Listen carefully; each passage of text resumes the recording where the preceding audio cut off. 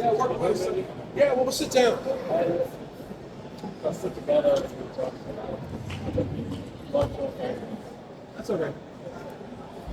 Do you want to join us over here so we can sit together at one table? Yeah, does that work for you? Nice. I respect that you're reporting. That's cool.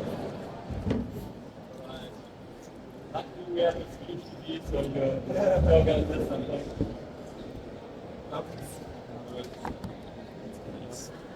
There we go. So professional, so easy. The good news is we have lots of booze for you now. Yeah. So we prepared for 30, so we are gonna have a drink in between. Yes. Uh, I can take another one for breakfast. sorry? I can take another one before See, breakfast. this is the right spirit. Yeah, talking of spirits, we came together actually to talk about a few niche products. So Oisin here is Yeah, so introduce yourself, please. yeah, sure. My name is Oisin Davis. I set up my company, Great Irish Beverages, in 2013. That's right, yeah. So a lot of people would have come into contact with me through the work I did I was a global cocktail consultant for Jameson for about 6 or 7 years. I still work with Pernod Ricard, but in a different kind of way. I also work with lots of other Irish drinks brands, gins, beers, ciders, vodkas, I'm basically a big advocate for using local ingredients, especially if I'm engaging in Ireland or if I'm going anywhere else. Like one of the things that we created with the Jameson Bartender Academy was a whole day where we spend like a day going into a farm, picking ingredients to mix into farm to glass cocktails. So I'm a big fan of going seasonal, a big fan of using what's local. And we created a cocktail competition with Jameson called Classic with a Local Twist. As far as I know, it was the first time that any brand did it. I think a lot of brands have done something very similar since. I think we were the first, I'm not sure. Just saying that on the record because I know I'm being recorded. But essentially what that competition was about was like, take your classic whiskey cocktail and give it some local flair. I want to taste like a local fruit, vegetable, spirit, beer, whatever mixed into that. And it was a really nice way to show the versatility of Jameson and indeed the versatility of spirits in general, I think, and so that's a major part of my philosophy, I would say that in a big way. So this is my book. I wrote a book a couple of years ago, Irish Kitchen Cocktails. It's all about how to make very simple, nice cocktails at home with Irish spirits. So in that book, I don't even use any cocktail shakers. It's all like stuff you can make in a jug, stuff you can make in a punch bowl, single serves served in a jar, just because it was a nice challenge and it was a way to show people that this is such a simple, easy thing to do with Irish spirits. I'm also a writer I write the spirits column for Food and Wine magazine in Ireland. So what else we got here? Look, yeah, I'm really into like keep my cocktails simple, seasonal, and sessionable. I think if a cocktail can be great if you just have the one, but I think super successful cocktails aren't the kinds of ones that you just have one of, right? The most successful cocktails are the ones you want to have repeat serves of. So they're usually my favorite types of cocktails. So I always like to make sure that they're kept sessionable as well as simple and seasonal. So that's what really we're going to be talking about today, Yourself. Yeah, that's me. Quite a new picture, so it's quite obvious. Same jacket, same glasses. I'm actually working in a bar super close by. It's like 15 minutes of walk from here. The Novus Bar. I'm originally from architecture, so I did like the classic move, studied architecture, worked in the hospitality, figured out hospitality is way more nice than to sit in the office all day long. So that's why I'm bartending now. And I'm also doing, since a few years, I'm a judge at the Craft Spirits Berlin Awards, which is one of the biggest craft spirits awards. On this way, I mean, the point about all those like small brands, we're gonna show you quite a few if you're interested in. You don't need to drink all of these, but there's probably one or two which are super interesting to taste, and this is super useful to find them because it's always like a truffle pick work. It's super small distillers. They often don't even have a proper website, so you really need to find them. They actually can't imagine that a Berlin hotel bar is actually interested in their products. So it's quite nice actually to work with people like this. This is the bar I'm working in. It's part of the Lutterbach restaurant, which is a fine dining restaurant, and we both are part of the Mina Hotel in Berlin Lutterbach. So as I said, like 15 minutes, maybe 20 minutes of work. And we have a focus on spirits out of GSA, so Germany, Switzerland, Austria. And our current menu actually just features products out of Europe. So this is how we do. We still are a hotel bar, which means we do have a bourbon, we do have a tequila, we do have like international stuff, but on our actual menu we don't use it. So, but if you want to come by and have a whiskey sour, please. Yeah. All right. We'll talk about pushing. So essentially, what happened was, I applied to host a seminar about poaching at BCB, and they said, well, we can't really do that, but we'd love for you to meet this guy called Nils. He loves specializing in German spirits, and we think you might have a lot in common with him. So they put the two of us together, and that's why we're presenting together today. We're both kind of cut from the same cloth, as we say in Ireland. We have similar philosophies and similar attitudes. And we even use the same eau de toilette, which is kind of cool. I wouldn't imagine when I see it, honestly. Anyway, but poaching, right, essentially is Ireland's OG spirit, okay? We were making poaching in Ireland before we even made whiskey. The English translation, because poaching is a Gaelic word, like my name is a Gaelic word, the poaching is a Gaelic word, and it means small pot still, okay? And essentially, what happened was, we would make this all over Ireland. There were some semi-commercial poachings out there, and that mostly that poaching was like a homemade kind of thing. But there were, relatively decent commercial operations as well. But the English, who were ruling us for a long time, they found it very hard to tax poaching, so they just made it illegal. In 1661, it was made illegal, right? But we kept on making it anyway, so that's why Irish people call it the spirit of rebellion. Okay, for hundreds of years we made it. So in 1997. Many decades after we got our independence from the UK, we finally made it legal.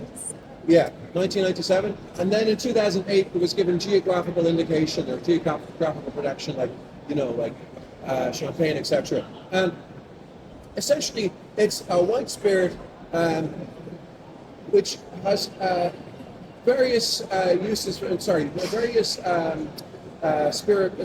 Basis for how it's made. There's various mash bills, right? But predominantly it would be made with barley, malted barley, essentially. But it can be made and has been made for a long time with everything from potatoes to oats to wheat, even apples. Okay. And what's really interesting is since the geographical protection, especially, a lot of distilleries are rediscovering old mash bills that could be hundreds of years old, and taking out these historical recipes and recreating them again, And what's also really interesting is that cocktail bars now are kind of going, Jesus Christ, this is actually a really cool liquid. We can have a lot of fun with it, And so it's going through a massive resurgence right now, to such an extent that you can find poaching all over the world. By the end of this year, we should hit about 100,000 cases between the dozens of different brands that are out there, which is quite significant, considering even in my own lifetime, it was illegal, you'll find there's a great cocktail bar in Ireland called 1661. If you ever go to Dublin, you have to go there and try the Belfast coffee. It's their signature cocktail, and it's a great bloody drink. So you'll also find it in Sun Tavern in London. Ironically enough, even though we got our independence from the UK, the biggest poaching city in the world is London, because the London cocktail bars just fucking love it. It's really strange, Even in the Savoy at one point had a poaching cocktail, and then Casements in San Francisco, Dead Rabbit in New York. These are all bars that ship a lot of poachine. Okay, so the brands that we're going to talk about today are Bone Poachine. That's made in the Ecklenville distillery. I'll pass it around. You can have a wee taste and have a quick look at the label if you like. And then we also have Mad March Hair Poachine, which is made down in West Cork with all malted barley. All right. So, having said that,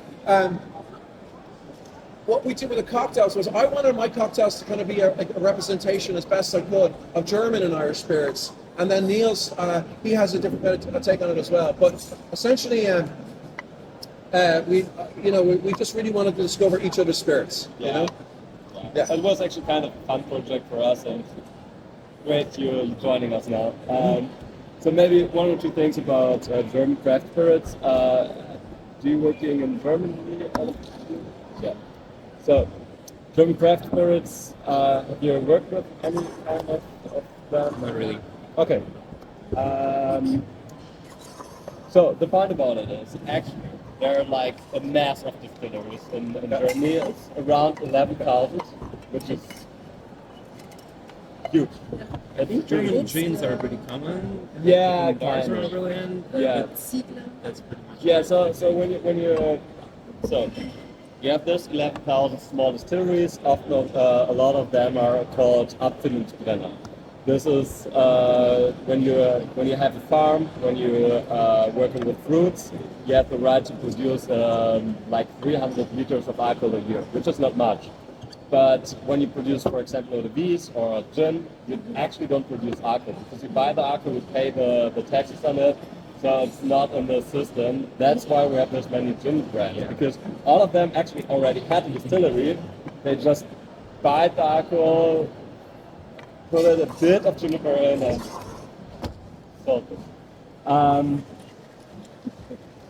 What also is a bit special about Germany, you really can see in which area of Germany you are actually. Because in the northern part you have quite a lot of grain spirits called corn, with a very bad reputation at the moment.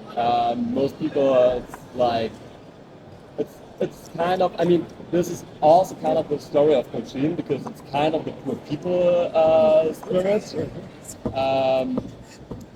But I today brought way more of the southern part of Germany, so like fruit brandies. Yeah, so what we have done is we sent it as booze. Yeah, it's like a bottle swap. So he Yeah. sent me some German booze, I sent him some Irish booze, and we each have to make cocktails with them. Yeah, It's really cool. That's It's quite basically simple. it. We didn't I don't know why what I the other haven't was gonna do. I actually did something very similar like 11 years ago at the Moscow Bar Show with a friend of mine called Slava, who owns an amazing bar in Moscow called Delicatessen. We sent each other ingredients, like strange ingredients, and we called it From Russia with Love, which is a James Bond movie. Sadly, I can't go to Russia right now, and he even has problems leaving Russia himself. But it's very similar to a demo I did like 11, 12 years ago. But even better because this is not just ingredients, this is also booze. Correct. Yeah, so yeah, probably we can go through what we have done. So basically we have done 3 drinks. Each of us, we're gonna try both of them next to each other. We didn't know what the other person's gonna do. Until yesterday, because yesterday I decided, hey, maybe we should do a presentation together and not both one. So I unfortunately had to check his presentation about the ingredients, and this morning we batched the stuff together, so we kind of know it now. Actually, we plan to get surprised on stage. We're starting with a sour, then we're gonna do a martini and a Paloma. So getting nice and softly out of here. So maybe I'll show you already what we have done. Sure. I really fight it with ChatGPT to get those pictures. And they don't make sense at all, but they're beauty. So, yeah, so maybe I start to explain what my idea of the sour is and why I've done this. So, since we have this three drinks, I wanted to show like three different views for craft spirits. So the first one is what you actually can do is when you have a nut in your bar, it's kind of a toolbox. You can, with like very small amounts, you can build like a whole flavor profile. So this is going to be in a very exotic direction actually. So it's based on apple. You have this sea buckthorn, which is you know this? It's like it's from the sea, like small orange berries. Very sour. Yeah, it tastes Right. terrible. Honestly, it tastes terrible. But when you make booze out of it, it's When you quite hit it with nice. sugar, it's amazing. You should actually, I mean, at least smell it. Otherwise, try it. I'll get us more cups for this because it's It grows all over Ireland too. It's very nice. And it's very big in Russia and Scandinavian countries. Oh yeah. Okay. Now I know what it is. Sure. Here.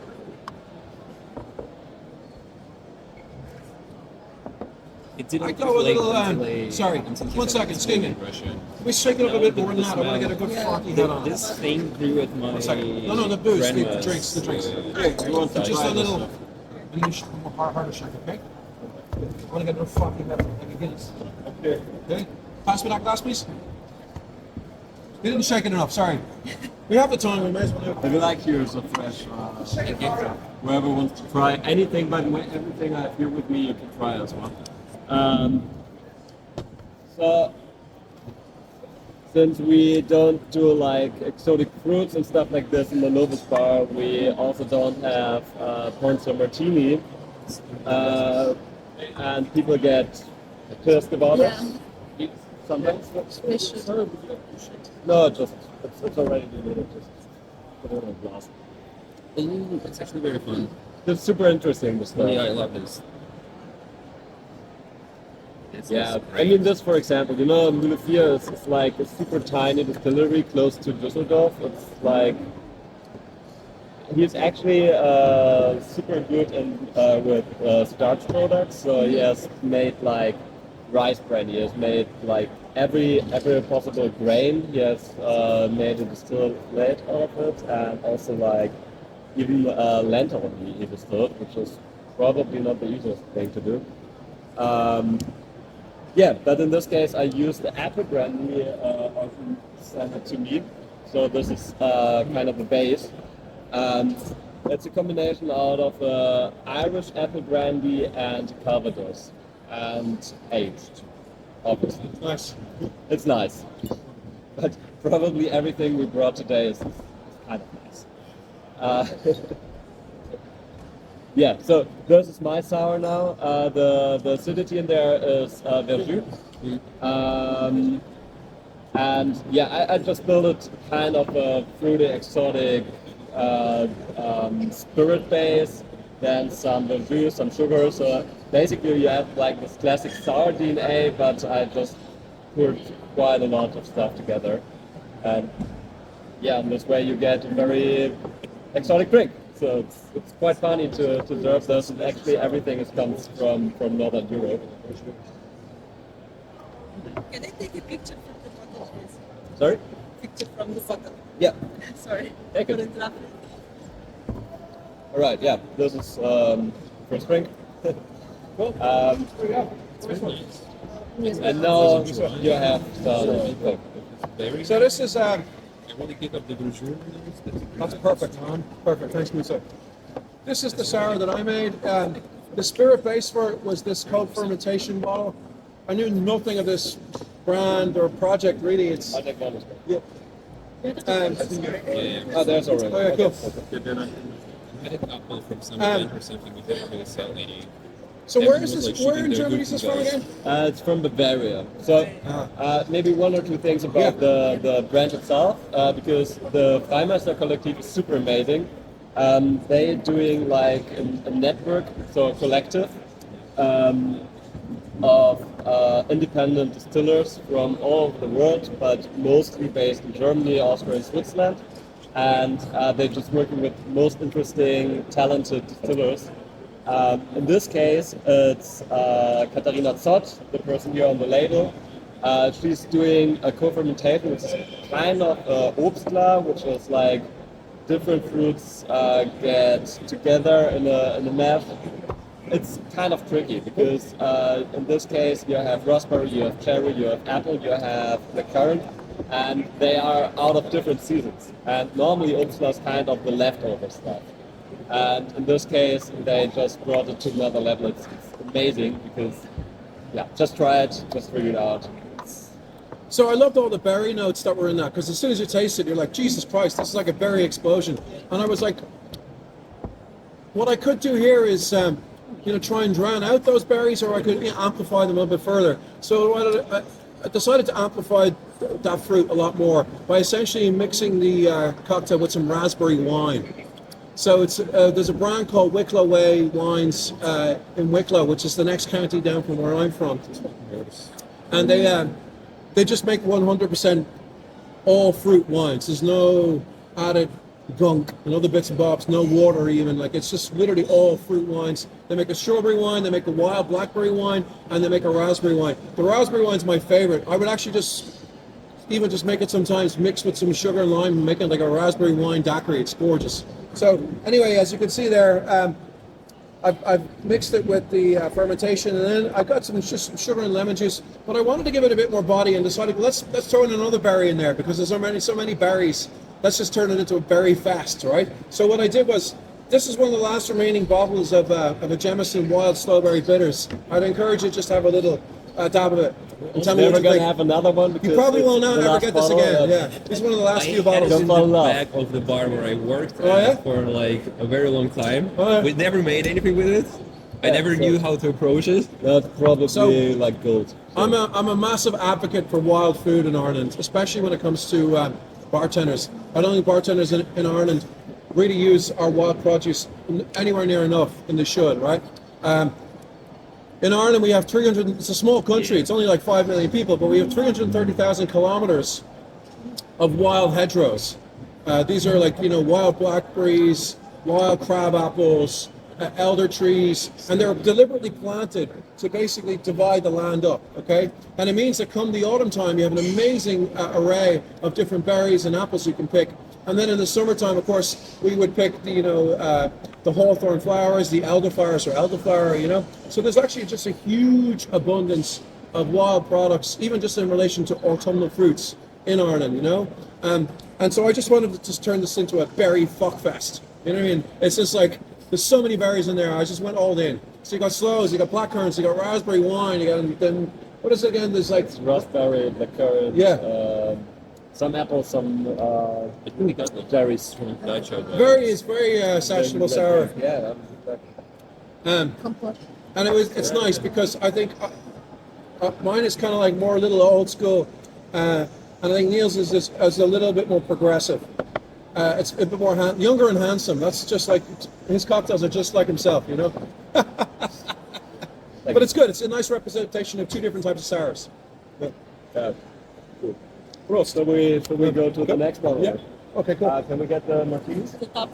Oh, Like yes, it's for the of course. little stuff. No, Oh, it's here from it the is. bottle. Yeah, It's not yes, mine. okay. Yeah. That's the bottle. All right. Yeah. So, as you may see, we have. Want your shake or stir? No, it's Ready to done. go. Yeah. We did quite different drinks here. So my idea about the martini is, since it's kind of the most purest drink you can have, I wanted to showcase that you also can use craft spirits like very forward. Normally you have it more like a modifier, like if you drop something brings you an idea. In this case, I used another machine. Should have been there. It's incredibly smooth, so it totally makes sense to have it as a base. Silbengeist, which is pine eau de vie. Some vermouth from Flynoise and Collective as well. Also amazing. It's super dry. That's why I added some bit sweeter vermouth, and instead of stirring it down, it's already diluted with some birch water. This is how I've done this. So it's kind of a quite classic dry martini situation. Cool. Well, they're coming right up. I went through a kind of a slightly different take on a martini. Mine is less James Bond and more like 1990s New York. Because there's the brief that we got from the BCB team was we were to have like a vermouth from our country. The only problem with that is we only have one vermouth in Ireland, and it's not dry. It's like a medium sweet vermouth. So, therefore, then I couldn't make when I have a martini at home, or if I'm at a nice steak joint, or if I'm having a martini in general. I like it with a dry vermouth, or even some dry Pinot Sherry. I love Pinot Sherry in a martini. So I had to go against what I would normally like myself. But having said that, I got to also bring in some nice ingredients because my one is at its base. I call this one the old Moslaner. Aita Moslaner. I've got the old The most Moslaner. beautiful bottle on the market, probably. Such a cool bottle. That was the first thing that struck me. I love the frosting there. I'm a bit of a bottle nerd, right? We all are, right? Okay. And is this from the southern Germany? Yeah. Yeah. It's at the Mosel. Mosel is a quite famous. Which one is it? This one is yours? This is mine, yeah. Here, Mosel here. is yeah. Wait in. This one is kind of a German grappa. So it's a yeast brandy, so the leftover yeast from brewing wine, they distill. So, yeah, but this is my martini. Probably tastes quite martini-esque. It's quite strong. Strong, yeah. It's a But dry martini. Martini never was my cocktail direction. Martini is No? never. Even What's when I do them, for me it's difficult to taste, like because like it's not my cocktail, and like Yeah, I I know always what you ask mean. someone like it's a chef de rang, like I'm happy, like Yeah. it, you like it, is it good, is it good? Can I ask a question about it? So, coaching, please, Yeah, please. I don't know, like for me, what I pick up on the nose is like kind of like a smoke thing Yeah. or something. Where does that come from? Also, the other one is It comes from you being in Berlin too long. They put, it's like I don't know what is this. I mean, I guess look. The other one is You know, it's like way rounder. It's like more similar to like a traditional spirit you would have, and this one has this like very distinctive aroma to it. Honestly, I would say that the smoke. Of course, everyone's got their interpretation of the Or like, Portuguese. is it like roasted It's grain? because it's a malted barley. You know what I mean? Yeah. The malted barley might give it a bit of smokiness. You know? Or it could be that you were hanging out in a bar that allows smoking in it. do they roast it before they do anything with it or something like that? Is it like roasted grain? Yeah, it would be, yeah. And made into a beer and then, you know. Okay. Yeah. But I mean, it could also be a bit part of the So it's like wine roasted of the If I were beer. doing a whiskey demo here today, I would be able to give you examples of unmalted barley. Yeah. And that's a whole other discussion. It's really interesting because what happened was when we were still being ruled by the British, they put a tax on all the malt for in Scotland and in Ireland. You may have heard about this. So the malt tax, and it was a way to pay for more of the wars that they were having. We're just having wars all the time. So Irish people were like, well, we'll make our whiskey with unmalted barley. But malt even itself would have a smoky element to it. Not that none of these have been peated. You can get peated poachines though. They are available. I just didn't bring any with me for this trip.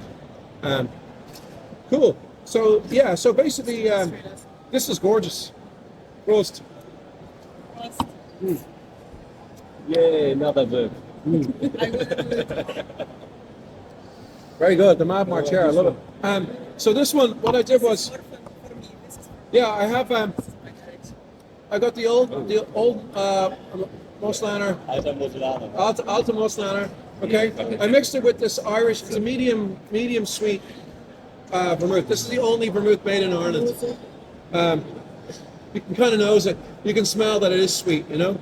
Unfortunately, I used up the whole thing, but I then mixed it with like I made a rhubarb and blackberry cordial. I picked some wild blackberries. They're all over Ireland. Even still, there right now. You can find them. So it's blackberry, rhubarb, the medium sweet vermouth, the old Muslaner some lemon juice then. And that's it. Yeah. Yeah.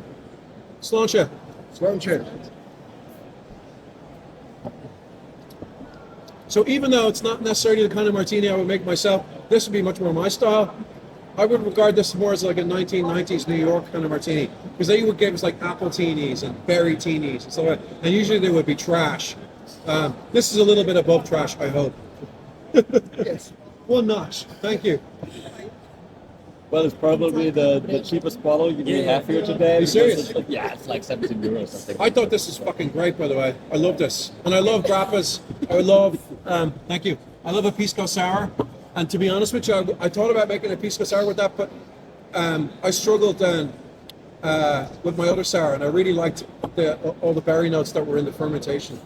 So, cool. Yeah.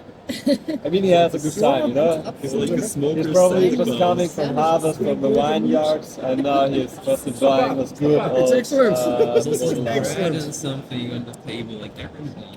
Right. Cool. You want one more? It's really Yeah, we have amazing. one more, and then we're actually done. Which is Really cool. Frankfurt. We're making quite fast now because it's like, Yeah. yeah, we did a Paloma. Oh yeah, that's interesting. So It's good. basically, there I just wanted to show in my case. So we had now this like toolbox situation. We had like this very purist way of serving craft spirit, and here I just wanted to show that it's also like super easy drinking. You can do it like extremely easy drinking. There I used this Bump machine, which is I think, oh yeah, it's also Oisin's Paloma. So with kind of the same idea, because he's using pear, I'm using apple and romeberry. Do you know romeberry or Vogelbeere? Have you heard about it? Vogelbeer. Yeah. Do you know what it is? Vogelbeere. This is. Please try this because. Sorry. I don't think there's any chance you can make a decent Paloma with this. No, we used this one. Yeah, that's right. Yeah, so romeberry, so in German it's super common because every kid actually knows you shouldn't eat romeberries, they're super poison, don't do this. But when you distill them, all the poison is gone, and it's a quite fun ingredient for drinks. Oh, Yeah, exactly. It's also called like Oliver version. what is the ABV of this one? 40. 40. 40. Oh, Could be 40. Probably.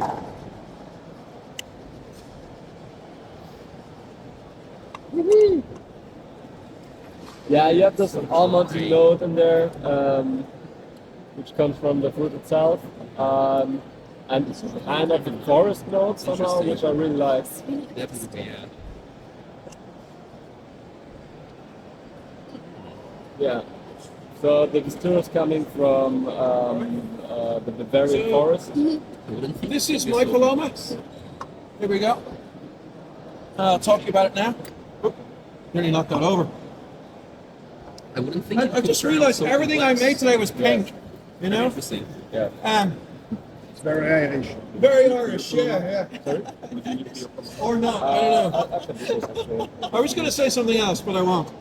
There's this. I would say it in Ireland, pink to make the boys wink, you know. But my Paloma, what I did was I got some bone poaching. It's like a 50-50 German-Irish Paloma, okay? So it's 25 ml of some bone poaching, and then I did 25 ml of the Pear Williams, the eau de vie. I think it's inside. Oh no, there it is. Yeah, that's the the pear eau de vie, which is absolutely divine. It's great. We don't have Irish eau de vies. Why is it salty? Excuse me? Why is it salty? Because I put salt in it. Salide. Salide. No. So It's a good answer. I love, for me personally, for me, a Paloma is not complete without salt. Sure. Yeah. So there is an Irish grapefruit soda that actually puts sea salt into the grapefruit soda, which is great. The salt that I used is fantastic. It's from the Teeling whiskey distillery. Teeling are here actually. They have a stall. And what they do is they take the some of their barrels and they smoke the barrels into the sea salt. So you taste the salt if you like. You just dip your finger in it. I made a solution of the sea salt, and I put a lot of it in because I just love the saltiness in a Paloma. It really kind of balances stuff out. So there's a bit of lime juice in there as well. I just don't like them too sweet, and I like them to be salty. I also like the mixture of the pear and the poaching together. I think that's a combination I'm going to use again. I like it. You can really taste the whiskey, right? Pretty agree, yeah. It's cool. And smoked over whiskey barrels. Ah, that's what it is. Okay. You want to try? Sorry, I like to take a picture. I forgot. As it was, I'm gonna forget it. Smoked over whiskey barrels. That's unexpected. Excellent. Very nice. It's sure nice. I have it here. So, for instance, Yeah, Teeling is here. I'm not sure if they brought the salt, but we can check. Yeah, it probably needs a bit more of The grapefruit smelling soda salt. actually, I think it's not. the smelling salts. That's right, guys. I'm gonna have to jump to another session. Right. I mean, we're almost done here. Definitely smells very nice. You had 6 drinks, you'll be fine. It's 6 half plus past, spirits. half past one. It's They started well. Yeah, they actually wanted us to do 6 each, you know? There would be 12 drinks right This is now. Paloma made with Irish poaching. this one killed me.